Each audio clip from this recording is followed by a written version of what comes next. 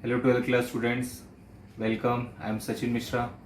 This is our next lecture on determinants chapter. In the first lecture of determinants, we had learned how to evaluate determinants by method of expanding, and now this time we will learn the properties of determinants. So let us begin. Students, in the previous video lecture, we had discussed how to evaluate second order and third order determinants, and we had done few questions regarding them also. Now it's time to learn about the properties of determinants. Properties of determinants. Here we will learn some properties which will make the expansion and solving questions based on determinants very easy. So let us start that. The first property is that if row elements and column elements are interchanged,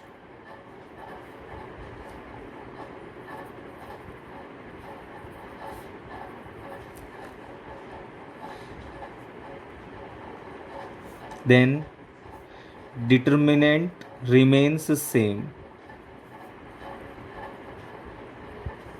It means that if delta is any determinant, suppose a1, a2, a3, b1, b2, b3 and c1, c2, c3, it must have some value. If we interchange the row elements with column elements, then the value of the determinant does not change. That is, this will remain the same delta if we write in this way: a1, a2, a3, b1, b2, b3 and c1, c2, c3. Clearly what we have done, we have interchanged the row elements with column. Still the value of the determinant does not change. This is the first property. Now second one is property number 2. The second property is that if the corresponding elements of any two row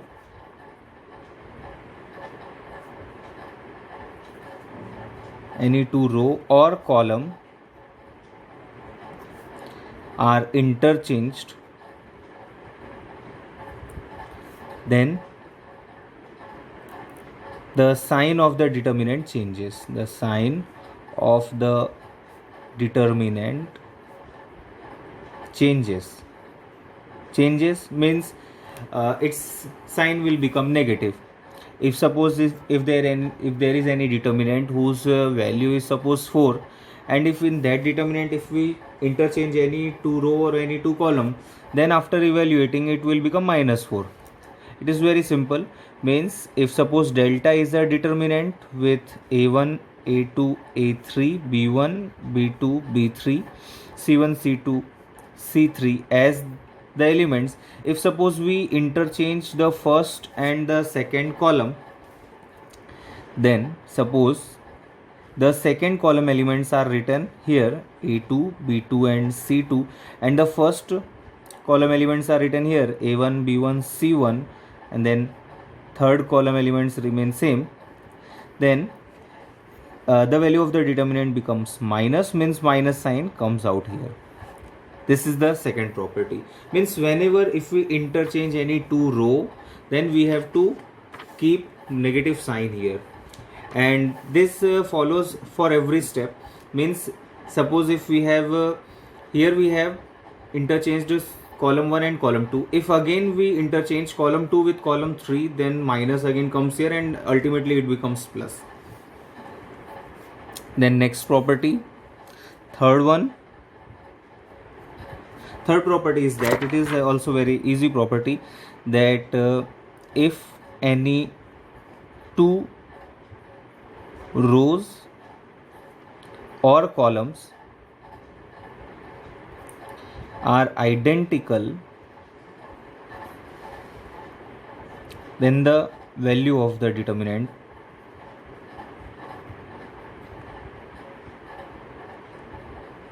is 0.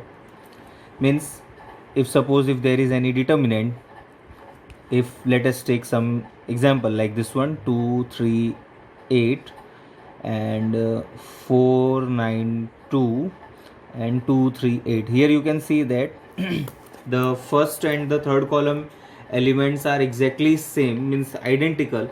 So directly what we have to write here, the answer is 0. Whenever if you find any two rows or any two columns identical, then the value of the determinant becomes 0. This is the third property. Then next one, property number 4. Next property is property number 4, that is if each element of any row or column is multiplied by k, where k is non-zero constant, by k which is a non-zero constant, then the value of the determinant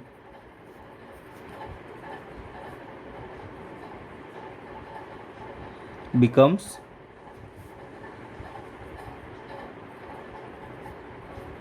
k times that of the original, k times that of the original determinant.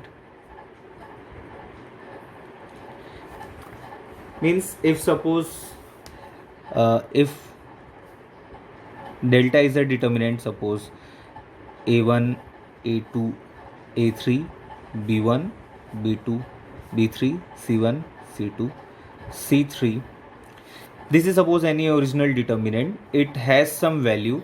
If we multiply any one row or any one column by a constant k, then the value of the determinant also becomes k times, means it will become k delta if we multiply suppose column row 1 with the non-zero constant k, means like this one, k a1 k a2 k a3 b1 b2 b3 c1 c2 c3.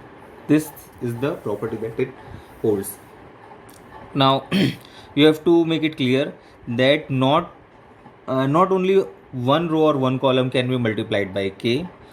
We can after this step we can also multiply any other row or any other column by some other constant like L, M, other constants also, but those multiples also will be multiplied with the value of the determinant.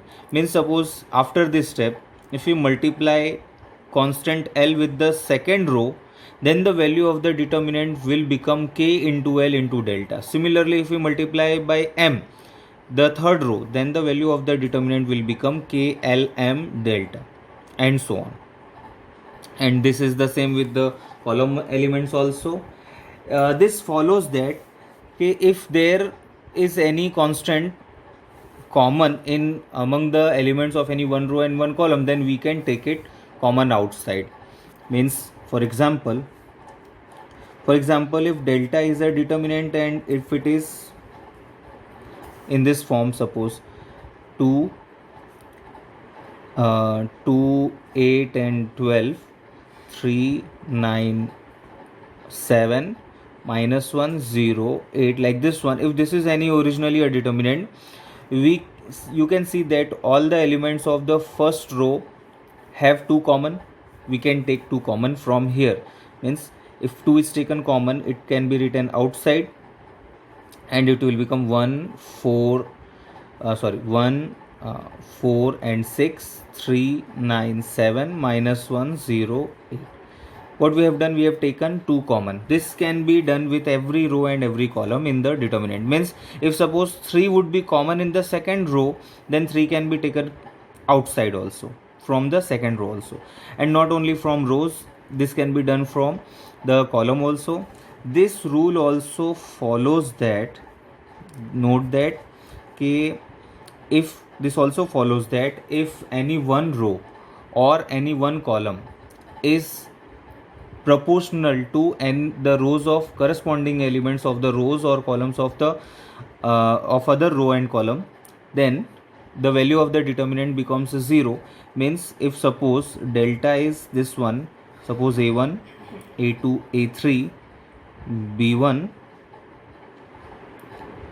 a1, a2, a3, b1, b2, b3, and suppose the third row is k times the first row, k a1, k a2, k a3, then this can be written as 0, because you know that from the above property we can take k common. If we take k common outside, then it will become a1, a2, a3, b1, b2, b3, and again a1, a2, a3. So now you can see that the first row and the third row are identical, so it means its value is 0. K into 0, this is 0. Means the determinant, the value of the determinant becomes 0 not only when the when any two row or column are identical, when any two rows and columns are proportional to each other, then also the value of the determinant becomes 0. Then let us move on to next property, that is property number 5 is this one, that is we can split a determinant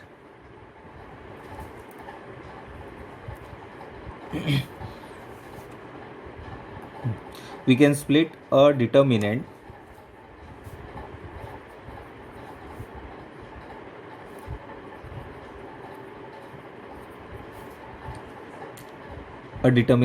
into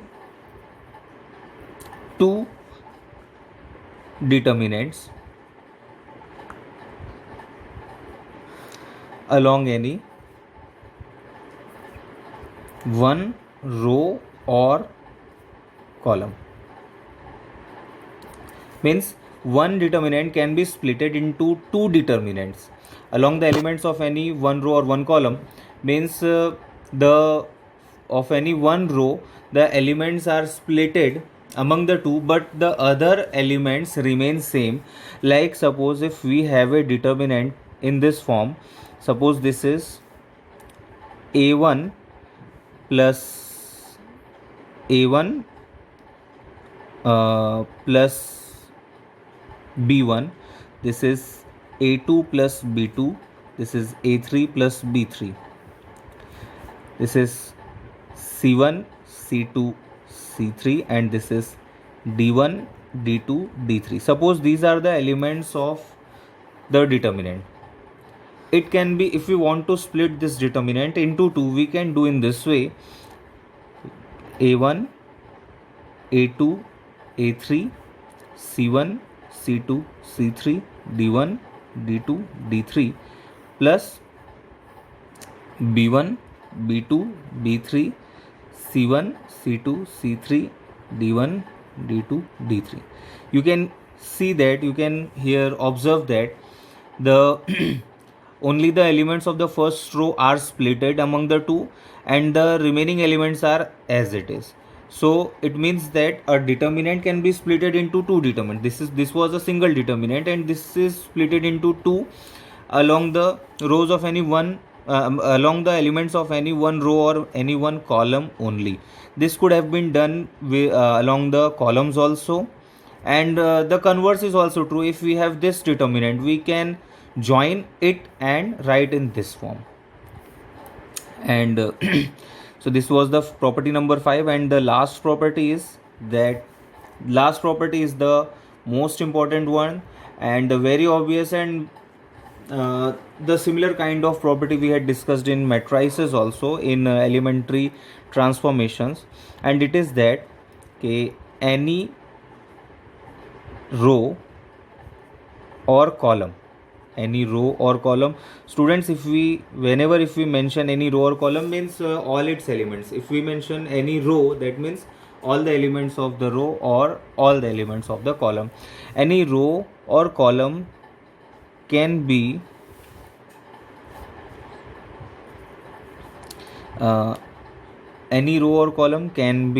written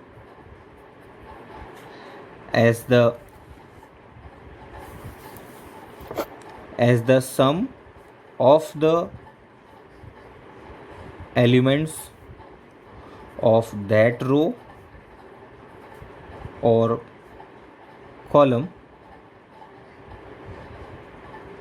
and k times the elements of other row or column. It means that we can write any row or any column as sum of the elements of that particular row and k times the element of any other row. Means right, like in this one, if this is Ri, means ith row can be written as the sum of the elements of ith row plus k times the element of jth row. And a similar property can be used in columns also. Ith column can be written as, in this way: Ci is equal to Ci plus k times Cj. It means that the ith column, the elements of ith column can be written in the form of the sum of elements of the ith column plus k times the elements of jth column. Means, if suppose, for example, if there is any determinant a1, a2, a3, b1, b2, b3 and c1, c2, c3, then if we want to change this elements of first row in a way that if we apply this one, the elements, the operation r1 tends to r1 plus kr3, then we can write in this one, means kr3 means k times the elements of the third row are added to the elements of the first row, so it will become a1 plus kc1, a2 plus kc2, a3 plus kc3, and the remaining elements will remain same.